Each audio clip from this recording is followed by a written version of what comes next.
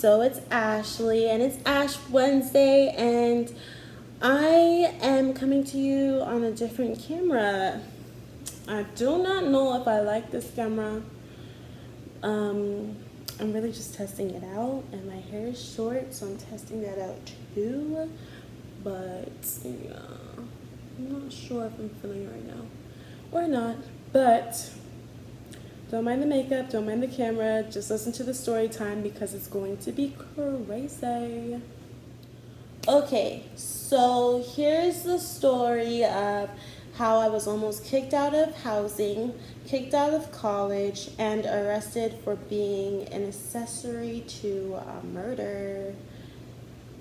Yeah, all happened, 3 things that I will never forget. Sadly. Well, actually not sadly, because it's a story that's pretty funny in a way. But yeah, here it goes. So, okay. This was like, what semester was this? This was fall semester. And I'm going to tell you the names that I'm going to be using. My friend, Nisi. We're going to call her Nisi. Her roommate, Boo Boo Kitty. Empire fan. So Nisi, Boo Boo Kitty. My roommate 1 is Kiki, aka the driver. My second roommate, we'll call her China. And then we have my cousin, he doesn't need a name, and his friend doesn't need a name. I'm just saying my cousin's friend. And then myself. So there's 7 people involved in this. And my RA, he doesn't need a name either. So we decided that we're gonna go to our first white frat party, okay? So if you've heard the stories, you guys know how how it's like in the movies is how it is in real life. Let's just say that, because I really didn't expect it to be so real like that, but it's real. That's why I'm wearing this Forever Wild shirt, because it's crazy wild. So whatever, we get dressed. Kiki's gonna be driving us to this frat party, and we heard that the frat party is gonna be so lit. It's gonna have unlimited drinks. Police can't get in because it's private property, and there was some sort of agreement. So the police is just gonna be outside, I guess, just checking for drunk drivers. So it's gonna be a litty behind night, okay? So we get there, and of course, people are already saying, "Woo, they got the black people in here, woo!" Right? And I didn't expect them to say that, but I was like, "Woo, I'm here," right? I was just I'm a natural type of high person, so if you know me, you know I don't really have to drink. I blend in just fine. But they're like, "You want any drinks? You want any drinks?" Because of course that's what they're gonna offer, and everybody was drinking. Me, I did have probably 2 drinks, but I didn't drink much because I seem Degrassi. I'm from New York. I'm not trying to be roofied. I'm not trying to be anything like that, right? Sorry, if y'all see me do this, it's because my nose piercing is very irritated. But yeah, so I had 2 drinks, and they were disgusting. I didn't finish them. I just wanted to walk around with a double red cup. That was really it. So we start dancing. The music was crazy wild. We're jumping and all that, how they dance. Then I see Boo Boo Kitty just drinking random behind drinks, and I'm just like, you don't do that. Nisi, get your roommate, because she's not supposed to do that. There could be drugs in that. You don't know who's drinking from that. Someone Mono could be drinking from that, but she just didn't care. She was her own person. She was grown because she was a freshman in college, so she thought she was grown, and so she was doing whatever she wanted to do. And I said, you know what, whatever. Then we start dancing. I see her kissing my cousin on the dance floor. I'm just like, ugh, we don't do that. That's just nasty. We don't do that. And then, no, she was kissing my cousin's friend. I lied, because Nisi started dating my cousin. She was kissing my cousin's friend, and on the dance floor, And then it was starting to get like around 4:35ish. Most of them were like done, like they were too lit to do anything else, and it was time to go. But we could not find Boo Boo Kitty. So we're all looking for Boo Boo Kitty, and guess who found Boo Boo Kitty? I found Boo Boo Kitty, of course. So Boo Boo Kitty is in between two cars. So she was laying down flat out, like toasted, in between the two cars. And I was, at this point, I was way stronger than I am now, dragging her out of like those two parts. And she was not waking up. Like, I smacked the crap out of her. Like, I just said, psh, like, wake up, like trying to wake her up. We splashed some water on her. She would not wake up. And then my cousin and his friend came and took her over from me because she was just too heavy. You know, like drunk weight is really, really heavy weight. So they pulled her out, right, and got her by Kiki's car. So they take her to Kiki's car. Then she starts to wake up and she's like, I'm gonna throw up. Like, it was like disgusting. Like, she needed to throw it up. So we're like, okay, good, throw it up so that way you could like regain consciousness, right? So she wouldn't, so we just threw her in the car. And then when we threw her in the car, we rolled down the window, and someone's calling me, that's why I can't concentrate. When we threw her in the car, we rolled down the window, held her body, and just had her head hanging out of the window, so if she had to throw up, like, she threw up on the car.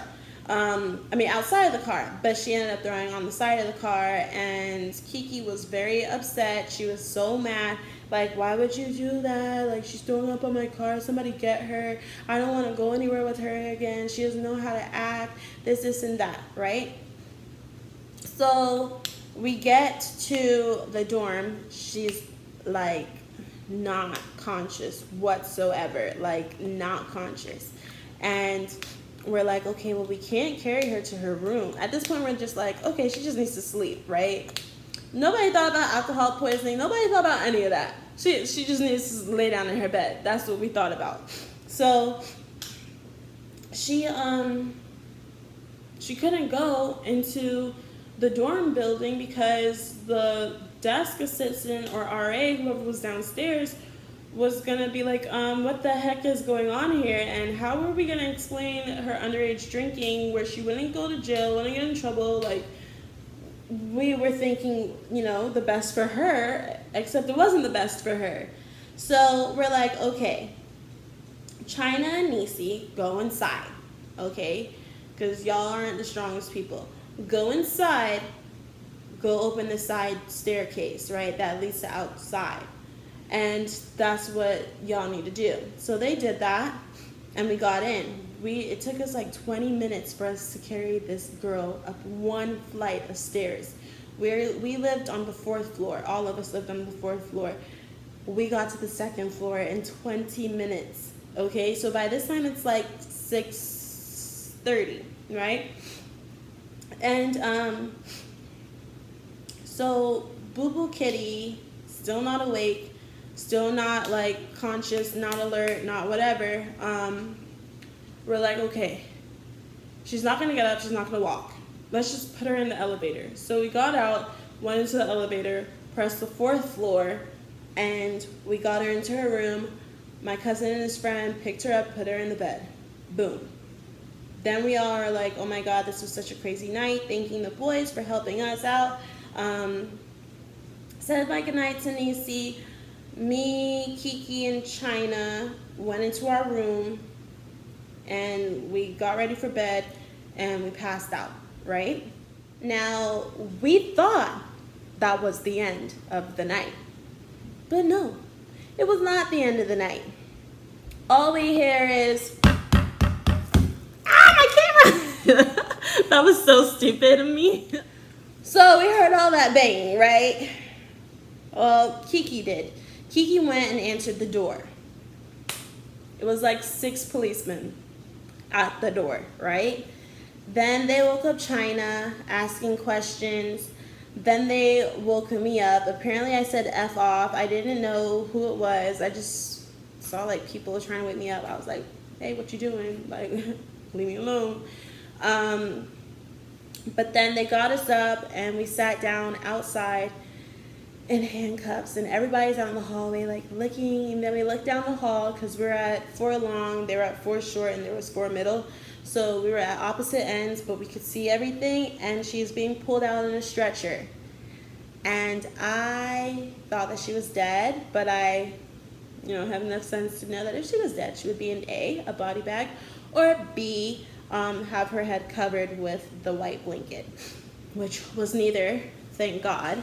But I thought that she was dead. We all thought she was dead. We were like, oh my God, like, she's dead. And then they start asking us questions. We had to leave. And somebody asked us questions. I don't remember who it was, what their title was, but they were asking us questions. All of our stories matched up. We told the truth. All of us told the truth. The only people that weren't there was my cousin and his friend, because they didn't live in that dorm. They lived in the apartments, on the on-campus apartments. So they asked us the questions and everything. They let us go for now until they heard her side of the story, because she was still alive.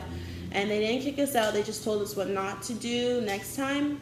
But this is how they found where we were. And I'm going to tell you the sequence of events of how they found out where we were, and then I'm going to tell you how it ended. So we were doing so well, and it could have worked if we continued to go up the flight of stairs, right? But so we decided to take the shortcut and go in the elevator. Now, the elevator has a camera. We didn't know. Well, we've seen it, but we didn't think it actually. But it did. So they saw pictures. So they got pictures from the videos, and they went right to our dorm building. Downstairs was our RA working that night shift, and they asked him, do you know these people? And he said that he was like, oh man, like stressed out like that, right? And he said that he was like, yes, because he has to tell. It's not, he said, yes, those are my roommates. And then we almost got him in trouble because, he's on duty. He should know what's going on everywhere. But, it's not like there's cameras in the hall, and we didn't go through the front. He only saw China and Nisi. They went upstairs, and they banged on our door. That's when we came out, because our RA said which doors we lived in. And that's how we were found. So that was like the fault in our story, but it's a good fault because she needed medical attention, like she really did. She claimed that she was raped, and she claimed that she was roofied, but none of the tests came back like that. She was just very drunk and intoxicated. They said that if she was raped and roofied, she would have no recollection of it, so that's what's really scary. So y'all, please do not drink so much to the point where you pass out, you black out, you're not conscious. And how it ended was basically they put her on trial, since we were on trial, and her story matched ours. She said it wasn't her fault. She said it wasn't our fault. And that's how we were able to stay on housing, because there was no way that I was going to be able to explain that to my parents. Like, hey, I need to be picked up because I'm kicked out of school. Like, you can't explain that to Jamaican parents at all. At all. But, yeah, and that's how it went. So they told us that. At the end, they told us that that was gonna be the crime. What we would be charged for. Why can't I speak now? What we would have been charged for, and we would have been kicked out of school. We would have been kicked out of housing, all of that. So I'm glad she told the truth, but that was the first and last time we ever hung out with her. That's the story, and I hope you guys enjoyed it. I got a lot more stories, so if you guys want more, thumbs this up. And don't forget to subscribe, because a giveaway is coming up, and it's a good behind giveaway. So, yeah. Subscribe, thumbs this up, and comment.